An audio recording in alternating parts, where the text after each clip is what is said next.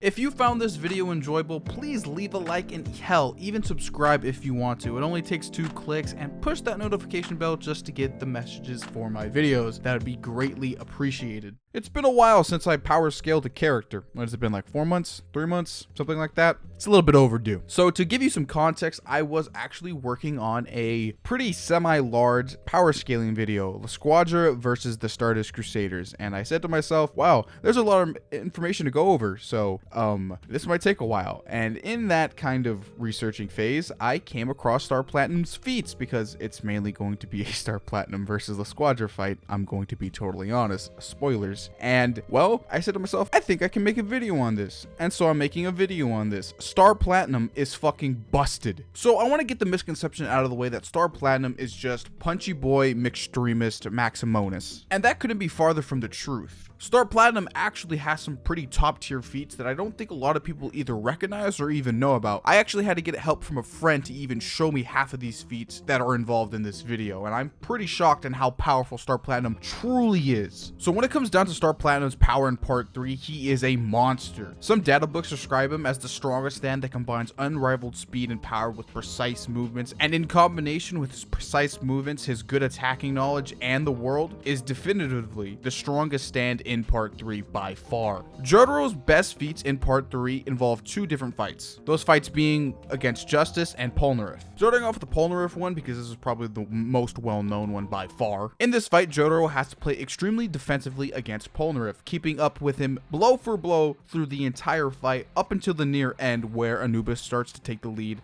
by a little bit. And this wasn't Polnareff at his 100% absolute most powerful speeds and, power in and of itself. Because earlier in the series, Avodal and Polnareff would have a fight in which Polnareff would remove his stand's armor, would have 6 after images plus his own stand, meaning that Polnareff's speed is ridiculous, ranging from anywhere from high Mach speeds to possibly even light speeds, maybe depending on how you want to scale it. And seeing the stand stat explanation in part 6, you could theoretically say that, yeah, maybe Jotaro can reach these light speed levels, because, well, Jotaro in this fight said that he wasn't using his full power till the very end of the fight, so possibly the entire fight Jotaro was just holding back a lot, meaning that even in a suppressed state, he can fight a stand user that damn fast. This is also on top of the fact that Anubis can actually progress and evolve over a fight, meaning that Jotaro Star Platinum is still strong enough even in a weaker state to fight a stand that is trying to overcome Star Platinum, which in and of itself is still actually not using the full capabilities of Silver Chariot. Also, we can't forget about Star Platinum's greatest destructive feat, being able to destroy Diamond easily and effortlessly against his fight against High Priestess. Surprisingly enough, Star Platinum actually never has a greater feat destroying anything ever again after this, which is kind of weird. So moving on, I guess. Now it's time for the really damn obscure feats of Star Platinum, one of them involving Justice. So near the tail end of this fight, Jotaro actually has to pull out a kind of ass pull of a technique, I won't even lie, of just sucking in Justice through his Star Platinum's lungs, or airway, or whatever you want to really call it. Do stands even have organs? Don't even know. But he just sucks up Justice into his body. And depending on how you want to view this fight, you can either see Star Platinum at a top tier street level character, or possibly breaking the town level limits of power scaling. Either this is a very powerful high level destructive feat, possibly,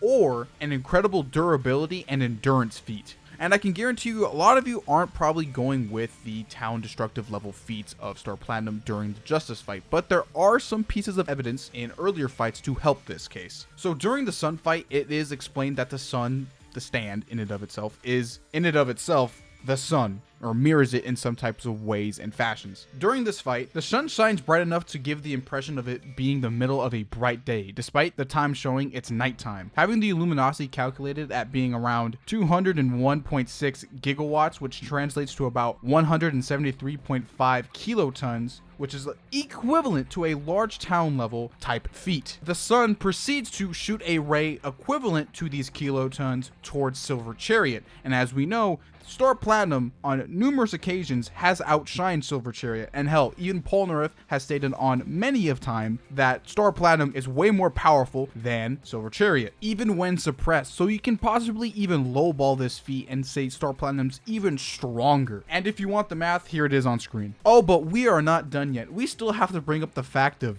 Dio. So you can definitively say that Dio at the end of part 3 is slightly stronger than Star Platinum at the end of part 3. Well, until Super Dio shows up. The world is able to outclass Star Platinum in speed and power, and has its time stop ability already at this point. Then we add Super Dio to this equation, which can be roughly analyzed, kind of. There's not a lot of great feats to show, but we can definitively say that it does get a speed and power increase in terms of the world and Dio's kind of vampiric abilities as per usual when you suck up another person's blood into your system. But this is where the Star Platinum feat comes in. Star Platinum at the very end of the fight gets a rage boost from Jotaro, and Star Platinum's able to one-shot Super Dio, meaning that Jotaro possibly got 2 times to at most 5 times stronger than he originally was at the beginning of this fight, with just 1 rage boost. And this all depends on how you want to scale Super Dio. Either Jotaro got strong enough to one-shot him, or he just got barely strong enough to heavily damage him to,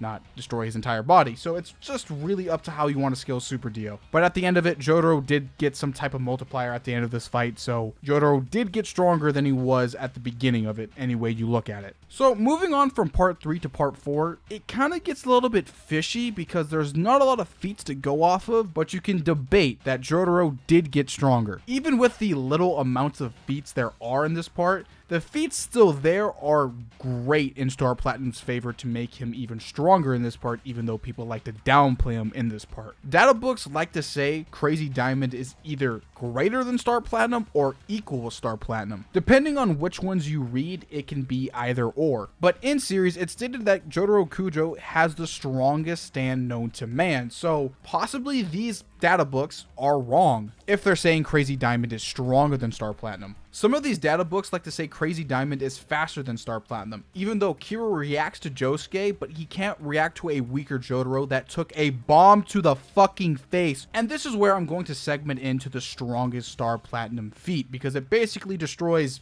all other feats in the rest of the series depending on how you want to scale it. So Kira previously used sheer heart attack to explode Jotaro at close range, causing a massive amount of damage. So heavy was this damage that Kira even pointed out that he can see holes through Jotaro's body. Jotaro then proceeds to either do 2 things, and depending on how you want to view Kira's statement during this fight, is that Jotaro has massive durability and endurance, or Star Platinum gets even faster than he's ever been before. Kira states his stand is way too fast and too strong. It's almost like he can slow down time. Depending on how you want to view this statement, Jotaro either has ridiculous amounts of endurance and durability, or Star Platinum was able to throw punches so fast that time proceeded to slow down because of that. I can't even scale that. That is so beyond light speed, it's not even fucking funny. However you want to scale this feat, either it being a durability feat or a speed feat like no other, this is probably the greatest feat Jotaro has ever had with Star Platinum overall in the series in general. Hell, I would even say this means Jotaro is definitively stronger than Crazy Diamond if anybody was ever going to bring that up in the comment section below. Also, almost forgot to mention this, for the people that like to downplay Jotaro just because his time stop got weak, no, that's stupid. Just because his time stop got weak doesn't mean Star Platinum in general got weak. Clearly, just this feat alone and earlier stuff in the part, Jotaro is a monster of a stand user. It's actually kind of stupid because he doesn't use time stop for 10 years, but from what it's shown, Star Platinum possibly got even stronger than what he did at the end of part 3. So how the fuck does that work narratively speaking? I don't know. So part 6 Star Platinum makes no sense either because, I shit you not, it somehow gains time stop longevity, but at the cost of durability? So at the beginning of part 6, Star Platinum is equal to his original part 4 debut counterpart. But at the very end, Araki changes it up, saying that Star Platinum's durability is now become an E, and his learning potential is now a C, even though it was complete beforehand. So, like, what the fuck happened? I really can't honestly give you a straight answer. Araki just nerfed Star Platinum. That's about it. Like, he kind of evened it out, like he made him less durable for more time stop. So I guess Maybe? I don't really know. Araki just kind of went weird with this one. But you could still make the argument that